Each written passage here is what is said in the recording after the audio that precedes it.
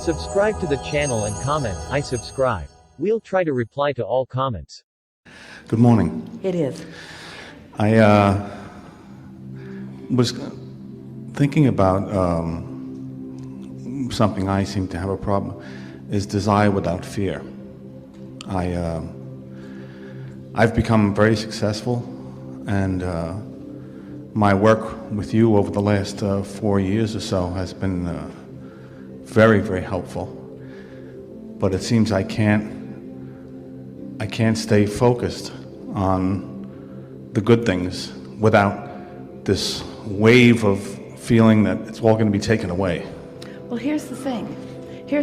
Now, everything that you're saying there, and we appreciate your saying it, even though we just got finished telling you not to ever do that again.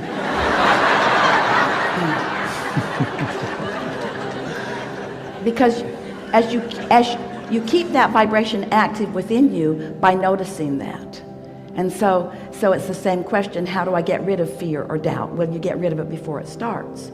So what you do is you start the next day appreciating where you are. You start the next day through slowly appreciating by focusing upon things that don't activate that contradictory vibration.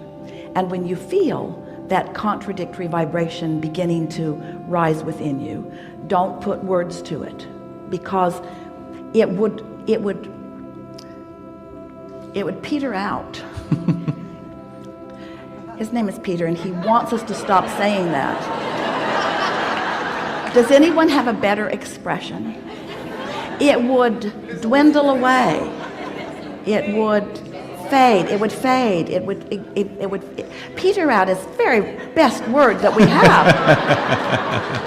It would, as you stop adding momentum to something, eventually it stops being. And so it's the conversation like this that keep that vibration active, and that vibration is what you're feeling.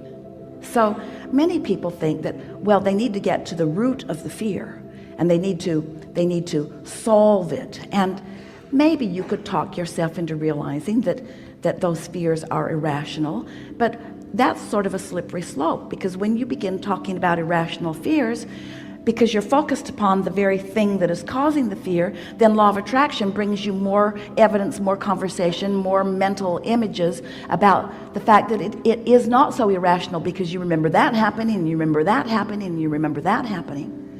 So perhaps this will be helpful to you. Every subject is two subjects. It's like picking up a stick, that on one end of the stick is what is wanted, and on the other end of the stick is the absence of what is wanted. And so when you think about the success that you want, so you pick up this stick called success, depending upon what you've got going on vibrationally, you could activate one end of the stick or the other. You almost have to focus yourself. We started to say isolate yourself, but we don't like that word or even that image. Focus yourself so predominantly on the things that are working that they just crowd out any images of the things that aren't working, just for lack of airtime, because you are the broadcaster of your vibration. And if you're broadcasting about things that you appreciate, you cannot in that same moment be broadcasting about things that you're worried about. So it really is about you tipping the balance of the scale by being clear about what you want to think about.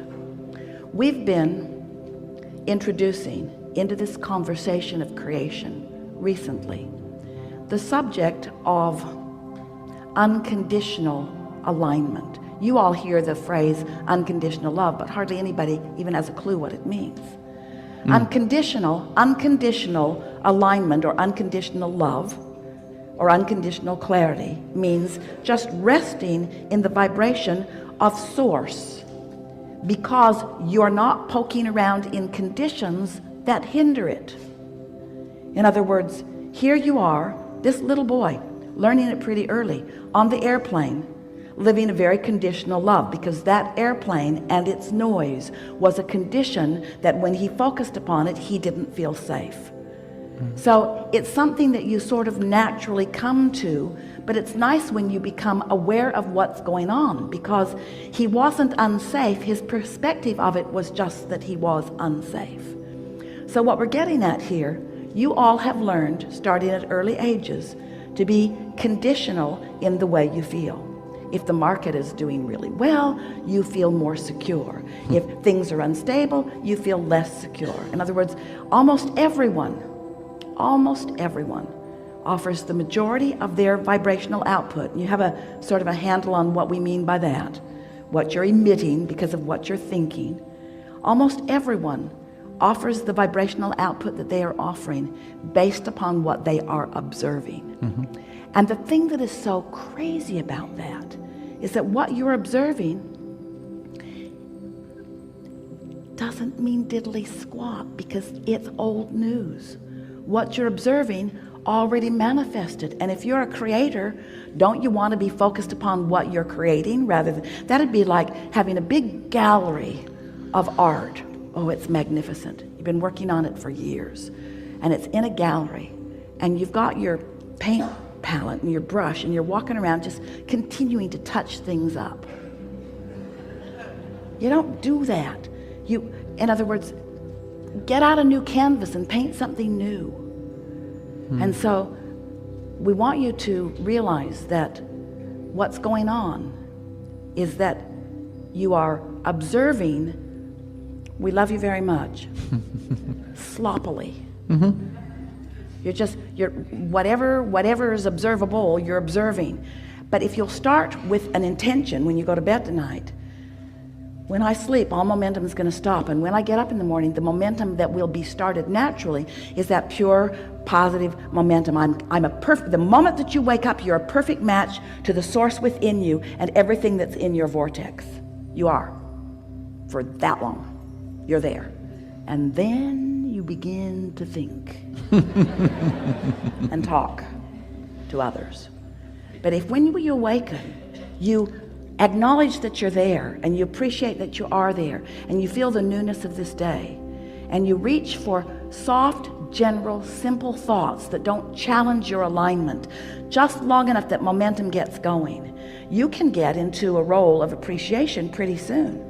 And before long, we're talking about a few days or weeks, you will have changed the balance of your point of attraction so significantly that you will acknowledge how good you feel. We want you to walk around in this world knowing that all is well with you. Knowing that, think about it, friends. Did you look outside today? Or did you sleep in your chair here? You cannot deny the beauty of this planet. The spinning of it in its orbit. That's for you. That's for you. The water is tended to on this planet. That's for you. The life in the plants. No new trees are being trucked in from other planets.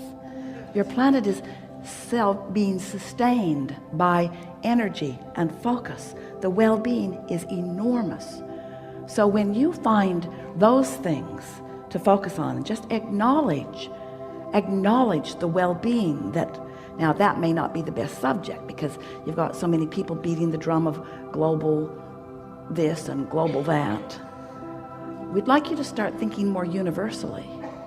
We'd like you to accept the perfection of this universe, the perfection of creation. I want you to focus on the source within you. We want you to acknowledge that you're here to conceive of improvement, and you do it all day, every day. So when billions of you watch television and find things to worry about, you put a request in the vortex that source is on right away. And when we say when you ask it is given, we're not making it up. It is. When you ask, it is given. But you're the ones that have to tend to the manifestation of it. You have to make what's been given a reality, which means you've got to find a way to perceive what has been given. And if you're just looking at what has already come to fruition, the good and the bad and the ugly, the wanted and the unwanted, then you've got a vibrational pattern going on within you that causes you sometimes to feel good and sometimes to feel bad, but you have no control because you're sloppy in your perspective. You got to care about the way you feel enough that you tune yourself to words and emotions, to feelings that feel good. So after having a few of these discussions about unconditional love, unconditional alignment, unconditional clarity, Esther is sitting on her porch in Texas looking out at beautiful things in a heightened state of appreciation. Hard to describe how it looked, how it seemed, what she was seeing. And then she said to us, Abraham, these statues are conditions that I'm appreciating, and this magnificent pool certainly is a condition that I'm appreciating. This perfect temperature of the air and that magnificent oak tree and the birds in it, these are conditions. Are not these conditions the reason that I feel like this? Feels like conditional love to me, Abraham, looking at good conditions and feeling love. And we said, Esther, you're feeling love first. And she knew that was right, because she'd been basking. She'd been writing in her journal. She'd written a whole page of the word fun and appreciation. In other words, she had deliberately, after a few weeks of waking up and wanting to find simple thoughts that felt good, she was really doing the work. She was feeling really good. And then the inspiration to go outside had come to her. She went outside, and then it exploded into a rapturous moment in time.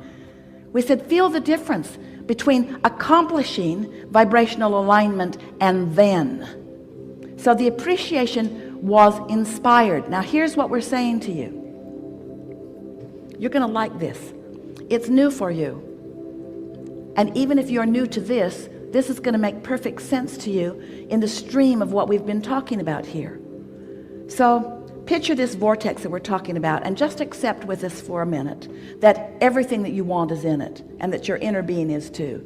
That you have created a vibrational version of the expanded you, and everything you want, the money you want, the relationships you want, the interesting things to focus your life on that you want, enterprises, everything that you want, material objects, everything that you want, physical characteristics in yourself and others, everything that you want is in this vortex. So now you want to figure out how to allow what's in the vortex to flow into your experience. And what's in the vortex is vibrating at a very high, fast frequency, which means if you're not up to speed with it, you're not going to translate it. So these vibrations are going to turn to manifestations for you only when your frequency matches that. You get what we're talking about? So picture a cork floating on the surface of the water, and let's call that high, pure vibration. Hold that cork under the water. That's a low, negative vibration. That's what doubt and fear and all that stuff is. But when you focus away, when you stop focusing on whatever has got you feeling like that, your cork will bob right back to the surface. That's your natural state of being. That's why first thing in the morning, you're more likely to be there. So all of these things that are in your vortex are making their way, usually without your cooperation, into your experience. They're coming to you through the path of least resistance. Can you hear that? Mm-hmm. The thoughts are turning to things through the path of least resistance. You're not helping all that much, because you keep saying, I have fear, I have doubt, I'm worried about this, I'm worried about that. So you keep conjuring more resistance. You don't mean to, but you keep doing it. But Source keeps offering to you through the path of least resistance. And that's why we say you allow yourself to eke out small, minuscule parts of what is available to you, because you're sloppy with your thinking. And the reason that you're sloppy with your thinking is because you don't care enough how you feel. And the reason you don't care enough how you feel is because others have convinced you it's not right for you to feel good all the time, you selfish person.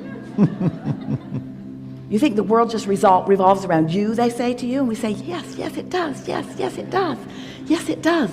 It does. Take care of the way you feel. They'll say, don't you dare be selfish. And what they mean is, don't you be selfish. I'm the one being selfish, which means you got to do what I want you to do.